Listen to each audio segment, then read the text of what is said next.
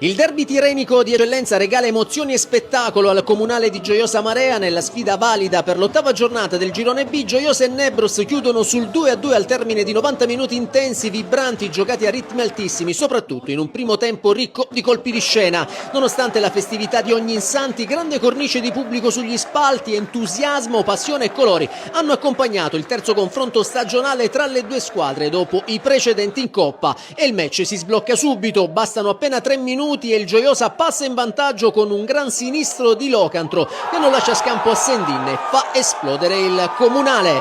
La Nebros prova subito a reagire con lo giudice che su calcio piazzato sfiora il gol. Gli ospiti reclamano poi un calcio di rigore per un contatto su Bruno, ma l'arbitro a lotta lascia proseguire. Il Gioiosa non sta a guardare e risponde con Calderone che tenta il raddoppio con una conclusione potente ma imprecisa. Al 29esimo però arriva il pareggio della Nebros sugli sviluppi di un calcio d'angolo e Fabrizio Bontempo a staccare più in alto di tutti e a battere Paterniti di testa firmando l'1-1. Per l'esperto difensore si tratta della seconda rete consecutiva in campionato. Il gol del pareggio dà la scossa alla Nebros che al 35esimo sfiora il raddoppio con un gran sinistro di Ferré, ma Paterniti si supera e devia in angolo con un intervento spettacolare. Sul ribaltamento di fronte il Gioiosa risponde con Paolo Muschio, conclusione insidiosa, ma la difesa ospite salva tutto in extremis.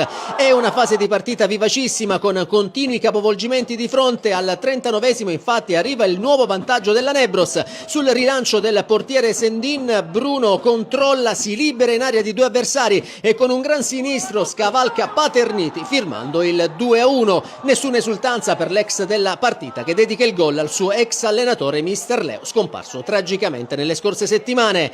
Nella ripresa cala il ritmo con la Nebros che prova a gestire il Gioiosa che spinge alla ricerca del pari. Al minuto 84 i biancogranata però vengono premiati. Neto inventa un passaggio illuminante per Muschio che in area controlla e col destro batte Sendin anche grazie a una leggera deviazione di Di Maggio. E 2-2, quarta rete stagionale per l'attaccante del Gioiosa e pubblico di casa in festa. Nel finale emozioni ancora forti. Al 93esimo Bontempo innesca il neoentrato Margaritini che entra in area, incrocia col destro, il pallone sfiora il palo e termina sul fondo. Finisce così Gioiosa e Nebros 2-2, un pareggio tutto sommato giusto al termine di un derby combattuto, corretto e spettacolare che ha regalato emozioni e applausi a tutto il pubblico presente.